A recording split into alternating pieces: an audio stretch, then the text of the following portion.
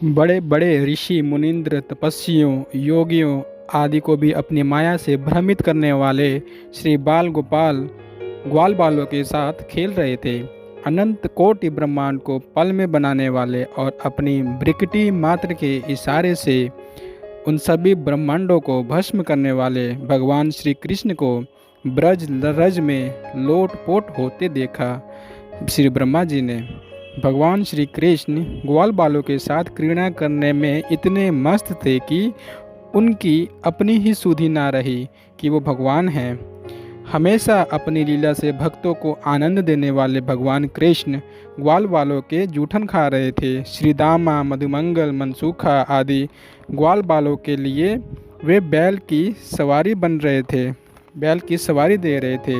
यह लीला देखकर ब्रह्मा जी को संकोच हुआ, पर ब्रह्म परमेश्वर की परीक्षा लेने के लिए उन्होंने उन ग्वाल बालों को उनके बछड़े सहित चुरा लिया और छिपाने के लिए ब्रह्मलोक में ले गए। उनका ग्वाल बालों को चुराकर उनको ब्रह्मलोक में रखकर वापस ब्रजभूमि में आना, इन सब में 6 माह बीत गए थे। जब वापस आकर उन्होंने देखा, ब्रज में आए और देखा तो पाया कि बिल्कुल वही ग्वाल बाल गाय और बछड़े सहित नंदलाल के साथ खेल रहे थे। कभी वो ब्रह्मलोक जाते, कभी वापस ब्रह्मलोक से आते और आखिर एक जैसे और उतने ही ग्वाल बाल को दोनों जगह देखते और अचरज में होते कि यह कैसे संभव है। तब जाकर उनको अपनी गलती का एहसास हुआ कि ये सच में परब्रह्म परमात्मा का ही रूप है।